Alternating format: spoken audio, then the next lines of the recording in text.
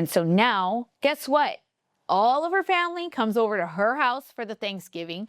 All of her family now comes for the pollo, for the birthdays, because they all want to be at her house. Why? Because it's her house. Today, we're going to talk about that first generational home buyer, but the one that breaks the curses, the one that is the first one to trailblaze into this path of homeownership. And so I'm going to tell you a little bit stories about my client. And for her, really what it wasn't not having enough money, wasn't not knowing, but it was more of advice that her father gave her that literally cost her a decade. A decade of waiting, a decade of rent, and a decade of non-creation of equity. So if you want to make sure that you don't get on the wrong side of it, subscribe, because that's the important part, so that you can stay on time with your tasks, homework, and financial tips that we can help you with. All right, so let's get into it. So my client ended up telling me, Victoria, the reason why I didn't know it was an option, but I also was told in my family that it wasn't a good thing to do. And the advice her father gave her was, don't borrow money you don't have. And I know a lot of parents that they think they mean well, especially in a lot of communities where maybe we're just not taught about wealth creation. And for her, she listened to her father's advice. She said, you know what, I'm not going to buy a house because I can't pay it off right away. I'm not going to start my credit because I don't want to pay. And, my dad said bad credit, right? Don't get bad credit. Don't get debt. That's how you avoid bad credit, right? And so in this case, for her family, first generation of home buying wasn't even like something that was on the radar. All of her family rented. All of her family said renting was an easier path because you paid it, you were done, you didn't have to worry about maintenance, and that was it. So she went her entire life thinking renting was okay and thinking, hey, it couldn't be me. But here's what ended up happening. The thing that changed the tide was she started to see coworkers buy homes. She started to see friends buy homes. And then she started thinking, well, it can't be that bad if my friends are doing it, if they're buying these homes. And then even some friends, 10 years is a long time to not have wealth creation or to be renting. And so she would see families and friends upgrade, right? And their friends and coworkers upgrade. And so some of her family members upgraded for more rent. Well, she saw her coworkers and friends upgrade for different homes and bigger homes. Why? Because they were able to leverage the equity, something she didn't even know existed, something she didn't even know was a thing. And so for her, she specifically said, you know what, Victoria, I want to be the first.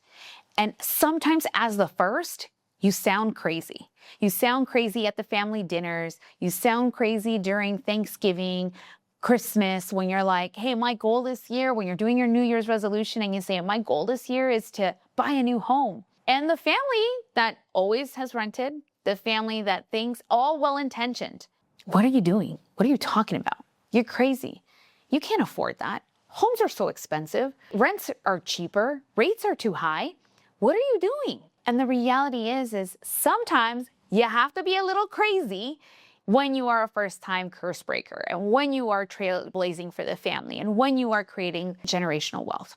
And so for our client here, we had the conversation. It was literally her taking the courage to have a 15-minute conversation to just explore her options. And fast forward, she finds out that she's ready. She finds out that she can do it. She finds out that, you know what, it's possible. And the reality is after having a consultation, we found out that she didn't have to save 20% down in order for her to buy a home. And in her mind, that's what she thought. Not only was I not going to be able to get my home because my dad said, don't borrow any debt if you can't pay it, but also she had to have 20% down. And that wasn't the case. We leveraged down payment assistance programs. So she came in with minimal money out of pocket. There are programs like 3.5% down with FHA or even a conventional loan with 3% down.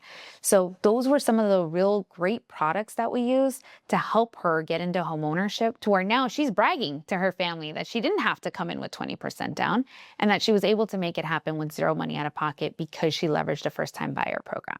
So don't let the 20% myth be the reason that stops you from exploring your options and having a consultation.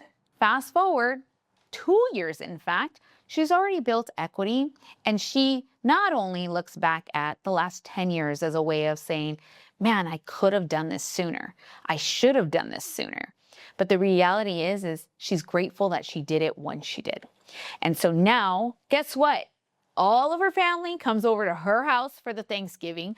All of her family now comes for the pollo, for the birthdays, because they all want to be at her house. Why?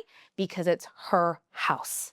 And that's the difference, right? And when she watches those HGTV shows, or when she walks into a Home Depot, she can choose to do all the modifications, get the great ideas, be the visionary, and not worried about, is my landlord going to take my deposit? Is this going to hurt my pocket in the long run?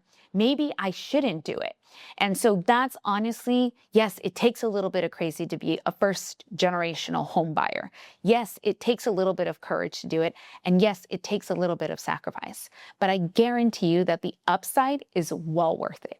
And so don't let some really well-intentioned advice stop you from exploring the option to being a homeowner, really trailblazing, creating financial legacy for your family, for your future, for yourself by not having a conversation.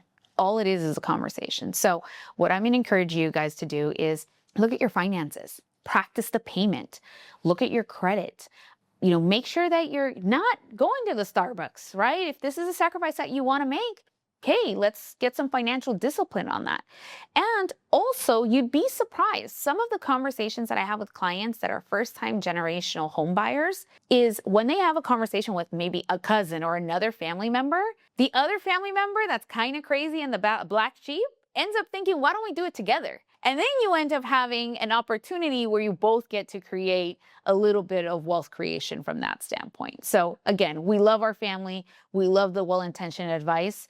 But again, sometimes letting that advice hold you back isn't going to be in your best interest just because they don't know better, but it's more because you have bigger dreams, bigger goals, bigger visions for who you are and how you take your family legacy forward. So I'll leave you with that. Make sure you stay tuned for more tips so that you can not only be just the crazy person, but you can be the person that really sets the foundation for the rest of your family. If you want more tips on how to build generational wealth, real estate, and wealth planning, and just maybe some hacks that'll help you in the future, make sure you hit that like and subscribe button so you don't miss out.